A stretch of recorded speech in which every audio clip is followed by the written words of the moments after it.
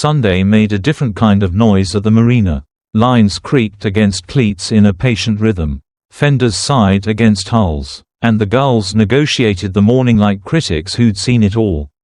The air carried salt and machine, brine braided with a low thread of diesel. The perfume of work. Valerie's yacht, 40-odd feet of certainty with a name that didn't need announcing, waited with its canvas covers off and its stainless bright enough to instruct the sun. The chart plotter glowed a cool, persuasive blue at the helm. A paper chart lay open below. The pencil line already ruling a clean, approved path through known water. Valerie met me on the dock with a nod that functioned like a test, eye contact held exactly as long as competence requires. She wears captain the way some people wear bone structure, less an outfit than a fact. Life jackets, she said by way of good morning, and handed me a PFD. Radio to 16, squelch here. A gloved thumb nudged the VHF. Polite authority in motion. If I fall overboard, you say, Mayday, only if it's warranted. Otherwise, pan. Position first. Vessel name second. Repeat it back. I did, and the words felt heavy enough to matter. Light enough to use. She clipped a red lanyard to the kill switch and the other end to her belt. The gesture said more about leadership than any speech. Bilge pump? She asked. I toggled the switch. Watched the indicator wink. Engine checks, oil good. Coolant good. Fuels topped. Horn works. Compass swings true. She kept the list moving until the boat woke into the day with us. Systems greeting systems. The dockhands line a last handshake we'd soon release. Below deck, the chart lay flat in the salon. A pencil marking our polite route like a teacher's tidy underline. Valerie set a palm on it, then lifted the plastic cover and clicked it shut, leaving the course visible but briefly untouchable. We'll start with the plan, she said, and then we'll see the water. Her voice wears few adverbs. She doesn't sell reassurance, she manufactures it. We cast off with the marina at half attention. Dog walkers and coffee cups moving along the quay like manageable complications. In the fairway I took the helm for the first time. The wheel smooth under my palms in a way that suggested both hospitality and an expectation of behavior. No wake zone, she said. Pretend the harbor is a library. I kept the RPMs well below rude. The depth sounder ticked its comfort. Somewhere behind us a halyard tapped a mast, metal on metal. The boat's version of a clock. At the end of the breakwater the bay opened. A sheet of possibility wrinkled by breeze. Valerie stood to port, feet set like a thesis. Hair caught in a practical knot that waves would respect. Wind out of the south-southeast. She said, the way you'd note a friend's mood. 10. Building to 12. A parent will lie to you until you trim. Feel it here. She touched the side of her neck, where the skin reads subtler data than instruments will admit. We brought the bow up.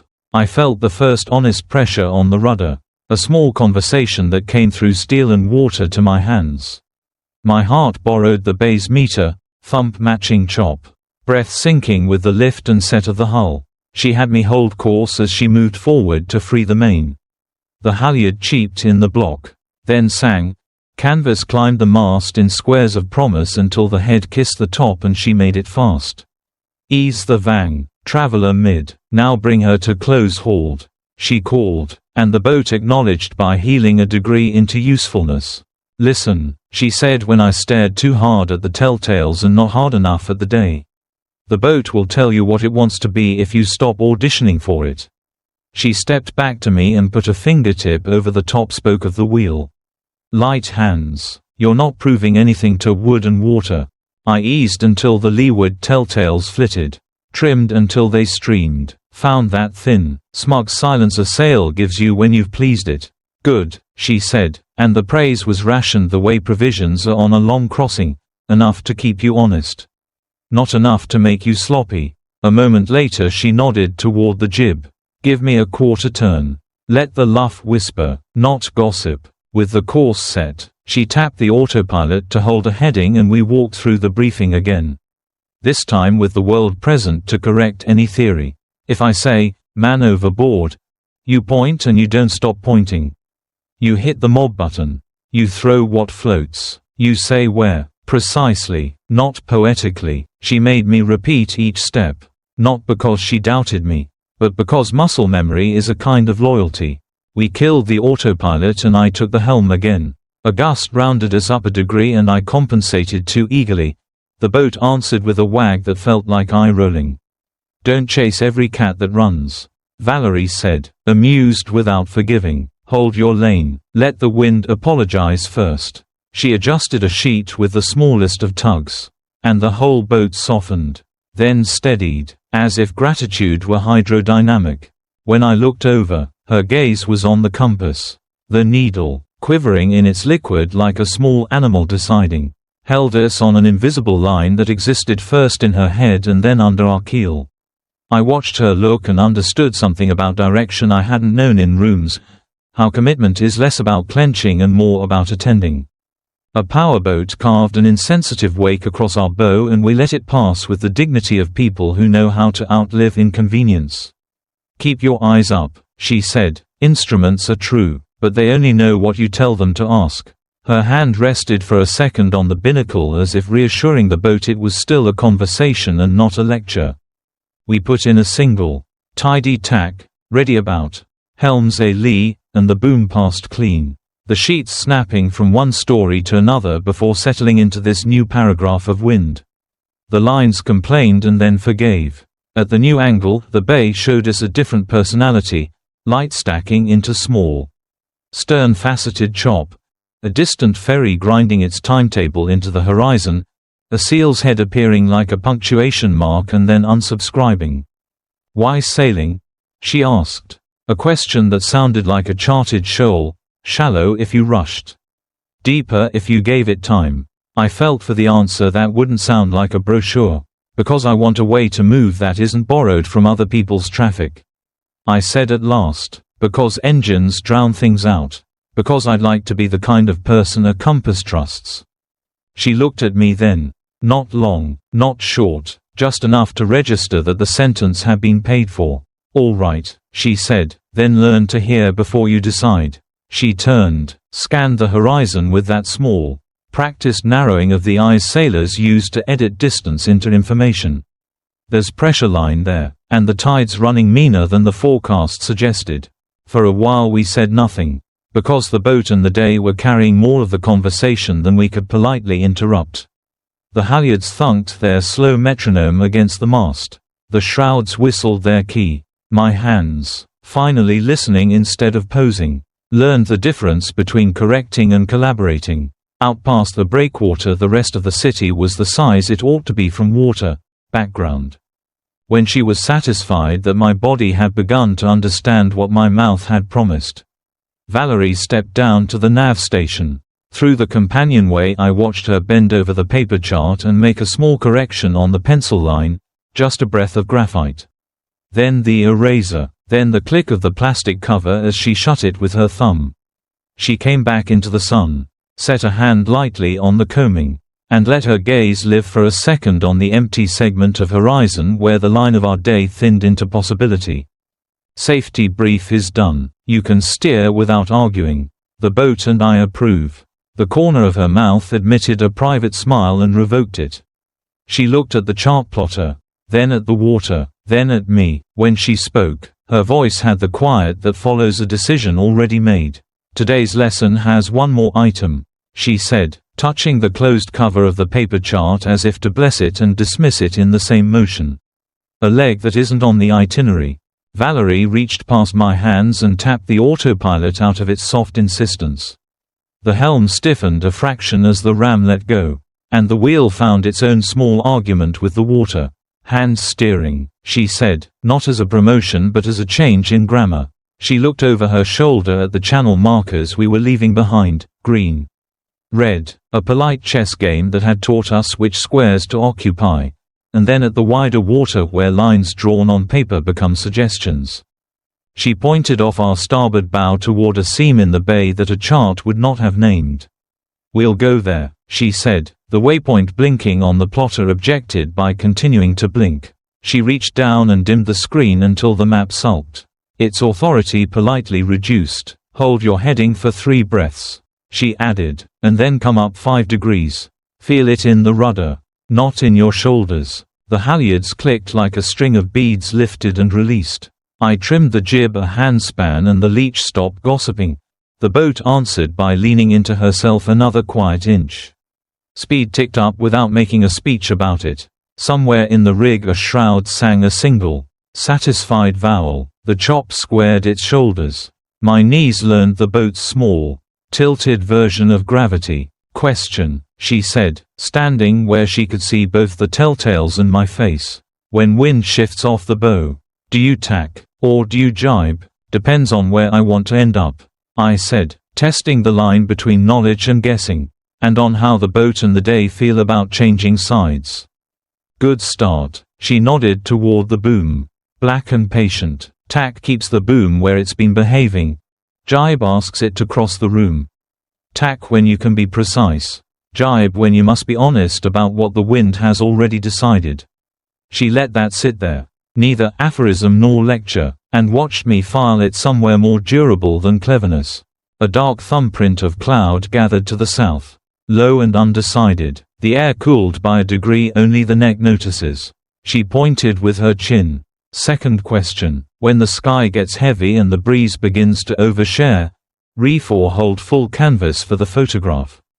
Reef, I said, quicker now, short and early, brag never, pictures don't pay for torn sail. Her mouth tilted, the quiet reward of a teacher who won't debit praise from tomorrow's lesson. Reef is not admission of weakness, she said, it's respect for calculus we didn't invent. She put a hand on the boom vang and eased it a finger's width. And the main relaxed. Grateful, lich trin chila ban thao. She added in the polite Vietnamese she used with my friend's family on holidays. Then translated for me without flourish. The schedule is a draft. The sea is the edit. We left the fairway's civility and the boat began to speak in longer sentences. I felt weather through the wheel first as whisper, then as clause. Valerie's corrections were miniature, a nudge at the traveler, a half-turn on a winch, a palm pressed lightly to the coaming that somehow told the whole hull to stop performing and start participating. She watched the water's surface more than the sky. Texture is truth. She'd said earlier, whitecaps are adjectives that arrive late. Engine, she said, and flicked the ignition from idle to off. I hadn't realized she'd left it purring after the hoist. A courtesy to the marina that had followed us out of habit. Its silence was its own arrival. Without the diesel's low hum, the world reorganized, slap and hiss at the bow. Halyard ticks, the small creak of a new load finding an old fastener. The boat's heartbeat came clean through the soles of my shoes. Now you're really accountable, she said, half to herself. No background music. The plotter muttered about our new indifference to its waypoint. Valerie ignored it with the ease of someone who had seen instruments be both saviors and liars. She adjusted the squelch on the VHF until channel 16 became a faint, respectful breath. Out there, she said, angling her chin toward the paler water beyond the shoal. Radio gets patchy. It's mostly you and the boat. Good place to tell the truth. If you're going to. I kept my eyes up. The compass card floated and quivered around a number she seemed to prefer. To port, the shoreline rearranged itself into anonymity, warehouses becoming geology, cranes rendered into puzzle pieces the brain stops naming. We crossed a boundary that had nothing to do with charts, a line between being supervised by land and being tolerated by water. The boat began to feel less like a vehicle and more like an organism we were borrowing nerve from. She stepped forward to the mast and ran a hand up the luff, reading tension with her palm the way people read fever on a child's forehead. 2 fingers, she called back, and I eased the sheet that much. The main quieted. The helm lightened. I had been over-correcting, showing off stamina where attention was required. The boat forgave me as soon as I stopped trying to be impressive. People think sailing is command, she said, returning to the cockpit. Bracing one foot in the companionway, one on the cockpit sole. It's mostly conversation. You don't force sentences. You trim until words mean themselves. She scanned the horizon in quarters. Each glance a small, timed metronome of duty. Hold this groove. Let the water confirm you before you believe yourself. We rode a pressure line that had no color but all the persuasion in the world. The boat's speed was a secret we didn't brag about. The heel settled into something sustainable. My body stopped trying to pass the test and began to take the lesson. I could feel, in wrists, in the long muscles of my forearms, how a degree of heading is both nothing and everything. How discipline is not clenching but noticing. Why the extra leg? I asked after a while. Not to challenge the detour but to declare I understood we were in one. Because the map asks very little of you, she said, and I am not interested in teaching you how to be carried. She laid her palm where the compass hood meets the pedestal, a gesture that looked like blessing and was probably measurement. A plan is good until it meets a day. Then the day decides what the plan was for.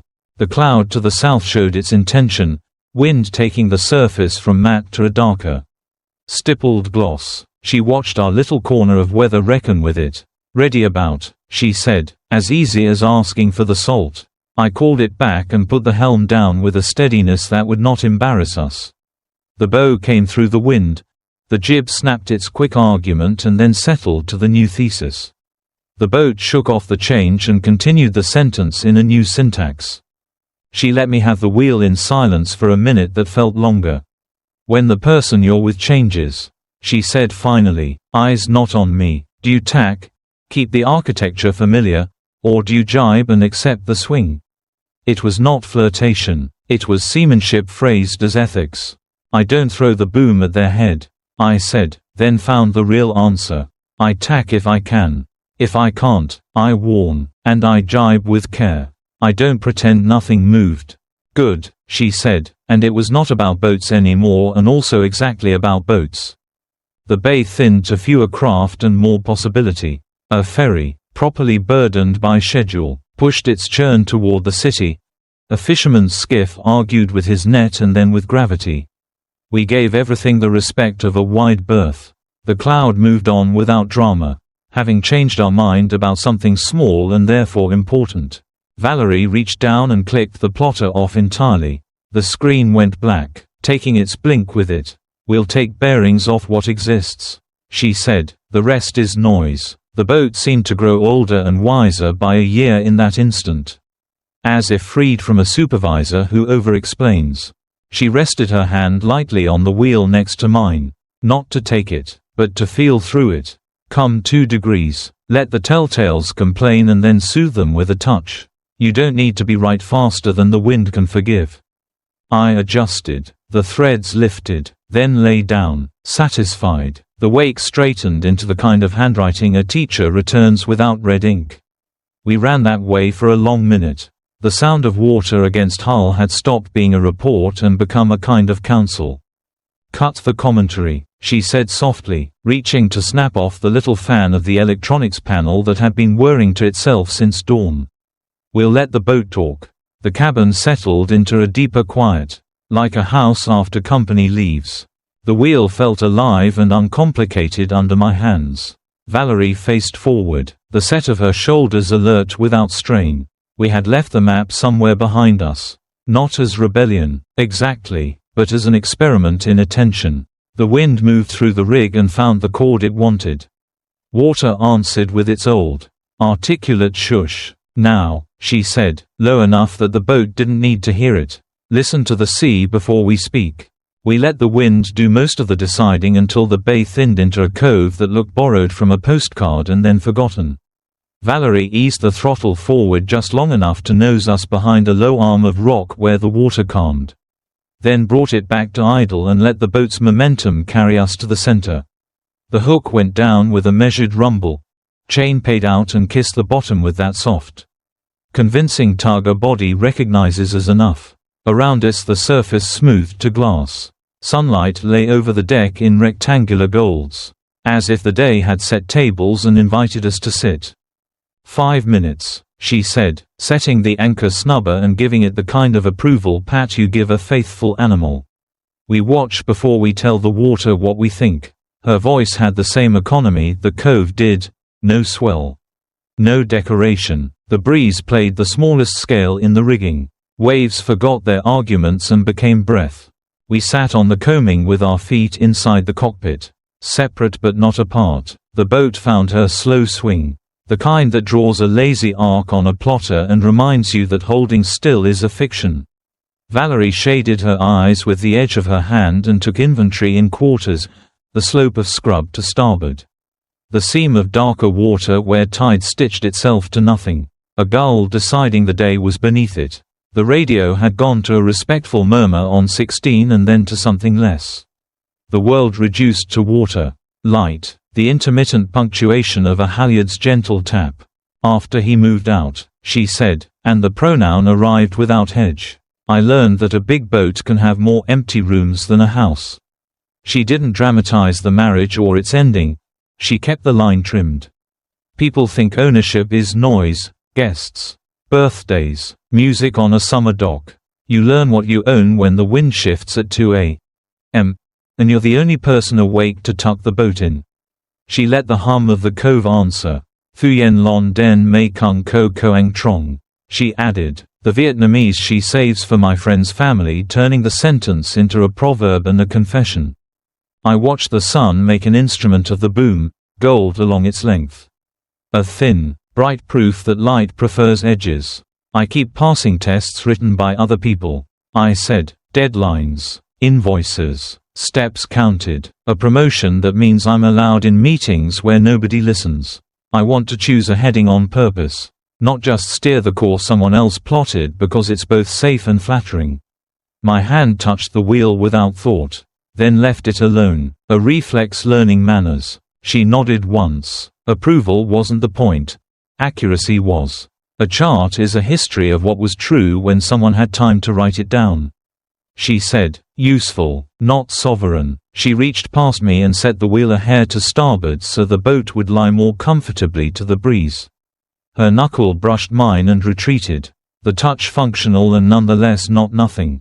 We let the boat settle deeper into its slow circle. The water at the bow tapped the hull with a patient, rounded sound, the way people knock when they know you're home but they aren't in a hurry to be admitted. Silence took on a structure I could stand inside. The air smelled like salt taught to behave. First year after, she said, eyes still on the horizon but voice turned toward me. I kept the autopilot on even when I didn't need it. I liked the idea that something steady held course while I learned my hands again. She smiled into the bright. Not to perform, just because the sentence amused her. It's not a crime to borrow steadiness. It is a mistake to forget to give it back. I wanted to ask the questions people ask when they're trying to be kind. How long were you married? Who left first? Did the boat help? But none of them would have left the cove better than they found it. What did you keep? I asked instead. The tools, she said, things that do the job without explanation. Wrenches, the good kettle, the habit of checking the weather twice. She glanced at me then. Brief and straight. What do you keep? The wish to be trusted with a wheel, I said, and a promise not to grip it like I'm afraid of not being seen. The admission surprised me by feeling like relief rather than ambition. She stood and stepped behind me at the helm. The boat had only the gentlest angle now. As if it understood the lesson needed an even floor. Hands, she said, and I placed them where the varnish shows everyone places them first, too high. Too tight, don't grip, let the water talk. She laid her fingers over mine for a moment, adjusting the angle a single degree, a correction so small it ought to be invisible and wasn't. Her touch was a teacher's, precise, temporary, heat, and then the absence of heat as she withdrew. My hands stayed where she'd left them, surprised at how much less work they did when they were doing it correctly. Feel the rudder, she said, the boat will tell you when she's tense. You answer by easing, not insisting. We stood like that for a while, my fingers learning the grammar of pressure, her breath a steady metronome at my shoulder. The cockpit became a room that didn't feel borrowed. She moved back to the coaming. We have to name the shoreline before we go further, she said, and the sentence was about more than geography. I'm your friend's mother. I'm a captain. I'm not here to turn expertise into leverage. If anything happens outside this cockpit, no one else pays. Not him, not the crew, not the work that keeps the lights on. I faced forward, letting the words set our bearings and liking how clear the day grew when they did. Agreed, I said. No favors disguised as instruction. No emergencies invented to make room for want. If there's a price, we pay it ourselves. Saying it out loud made the cove feel honest. She listened the way she listens to a new windline, head tilted. Attention practical. Consent is a heading, she said. We don't wander into it. We set it and check it. Her eyes met mine then. Not to pin me but to align. And if I call, tack. We tack. Or gybe, I said, smiling because the terms had become more than terms and exactly terms. But only with warning. A skiff motored along the mouth of the cove and didn't see us. Which felt like the point. The boat's shadow thickened and thinned along the sand below us as we swung. Time unknotted. The quiet wasn't absence. It was permission. I used to think solitude meant I'd failed at keeping company, she said. Now I think it means I stopped pretending noise was care. She looked down at her hands. At the pale half-moon a line had left on one finger a decade ago. Then back up at the blank brilliance where sea meets sky. I'm not auditioning for youth or forgiveness. I'm offering accuracy. If you can't use it, don't take it. I can use it, I said. I don't need a map to prove we went somewhere. I gestured, small, at the water, the slow, glassy swing that would look like nothing to anyone who needed milestones. This is enough work for a morning. We let the thought float until it found its own level. The boat nudged against her road. The chain murmured and held. In the gleam ahead, a school of baitfish stuttered into a single living geometry and disappeared as if pulled by a thread into deeper logic. The sun made coins on the surface and spent them again. I could feel, somewhere below the habits and explanations, the beginning of a steady thing that wasn't performance. Valerie stood, checked the snubber, and then looked over the bow at the way our line cut the water into two honest stories, where we were and what was holding us. Not every lesson is in the book, she said, and the line belonged to the cove now as much as to her. She glanced at the horizon again, returned her gaze to me, and gave the smallest nod, the kind you make when the day has decided on you as much as you decided on it. The wind softened in degrees too small for instruments to brag about. And the boat felt it first. Valerie glanced once at the cat's paws on the water, then at the sun filing itself down toward the breakwater. Let's bring her back civilized, she said. I eased the main, then the jib, until the sheets lost their argument and the canvas went from sentence to ellipsis. She stepped forward, uncleated the furling line, and the headsail disappeared into itself with the modesty of a curtain closing. The main slid down in tidy handfuls, her palm guiding the luff, mine gathering the weight as if we were folding a long, complicated thought. Ties on, cover zipped, the rig sighed into its evening manners. Valerie turned the key and the engine woke with a low, domestic purr. No drama, just utility. Idle, she said, and I held us on a line that would let the tide do more work than the throttle. Out here, off the map, we had let attention be the instrument. Inshore, it was time to rejoin the grammar everyone believes in. We picked up our lane toward the marina. Ash blinked its polite green, reassuming the role of witness, the name of the boat announcing itself to anyone who cared to listen. On the chart plotter the breadcrumb trail looked unremarkable, no sudden ideograms sketched into the bay. No confessions in GPS. The return route curved like a sentence that had remembered its subject. 3 boat lengths from that sloop, Valerie said, not out of nervousness but to remind the boat and me of the scale of courtesy. I nodded, adjusted. The fenders were already down, round-faced and eager, and the dock lines lay coiled like well-trained verbs. Sunset did its generous work on the hulls around us, turning everything briefly into a better story. We didn't hurry. Dignity is its own speed limit. At the mouth of the marina she stepped closer but not close. 2 hands on the coaming, sharing balance rather than insisting on it. Inbound, 1 whistle, she said, and I tapped the horn. The sound bounced off pilings and came back unembarrassed. The harbor received us with the benign interest of a room that mostly remembers your name. In the fairway we became the people the harbor expected, captain and student. tidy and attentive. She called the slip number to the dockhand on VHF with a tone that carried please and thank you without the words. I lined up the approach. Wind just off the quarter. A touch of reverse to kill enthusiasm. The wheel scented when it needed to be invisible. The boat loved being done well. We kissed the dock the way you greet an old friend, no fuss.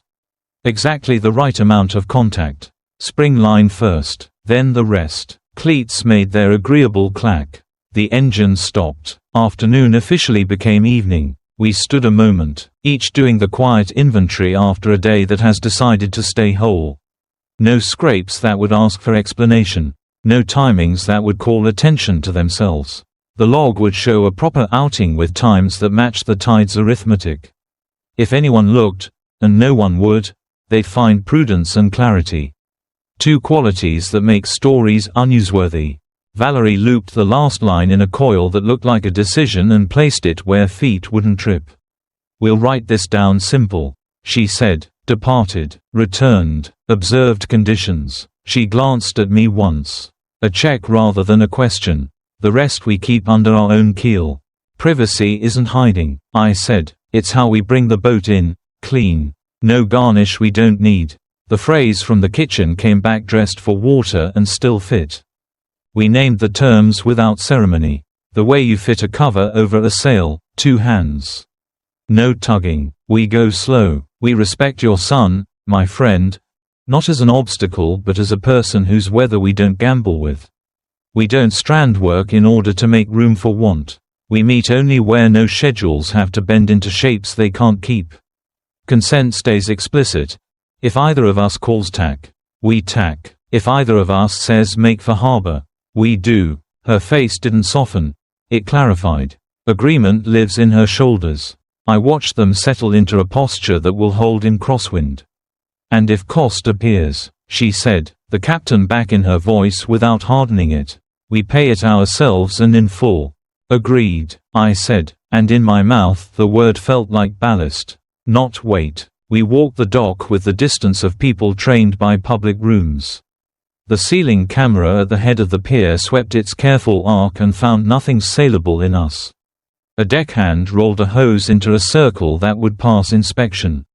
Someone 2 slips down debated the dignity of a boat name. We waited for the gate. And when it buzzed, we passed through one at a time. In the parking lot, a gull argued with the last of a sandwich and won. At the edge where water becomes land becomes road. Valerie adjusted the bill of her cap and did not step closer. Text when you're home, she said, not ownership, continuity. I nodded in the dialect we'd chosen for the day. You too. The walk to the car let the day decant itself. Salt held on to skin where wind hadn't argued it away. The world beyond the fence brandished its lists. Groceries. Emails. Answers to questions no one really needed tonight. I drove with the window an inch down and the radio off. The engine's small hum was the only urban noise I allowed in. A kind of truce between intention and infrastructure. Home received me with the neutral welcome of walls that have not yet learned all my stories. I rinsed the salt from my wrists and set my phone face down until I could feel the residual sway leave my legs. When I turned it over, the screen was empty of demand. Good. I sent the simple sentence we'd agreed on. Home. Thank you for the water. Her reply came a minute later. Grammar trimmed to purpose. Good. Sleep. We left the rest unsaid because we had said it correctly already. Days kept their useful shape on purpose.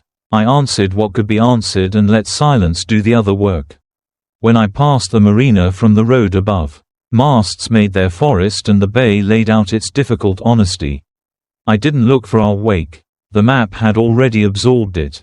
On the 4th morning the phone buzzed with the modest gravity I had begun to associate with her name.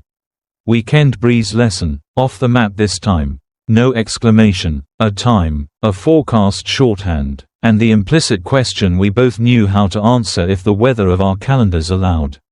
I read it once for logistics and once for the way a line can point without pointing. I replied in the same tidy language. Yes, Sunday works. I added nothing that would need explanation and everything I meant beneath it. I stood a while at the window while the kettle warmed. Watching the city pretend at permanence. Somewhere inside the noise, a steady thing I could live inside had found its bearings. I wasn't rehearsing speeches for anyone else's understanding.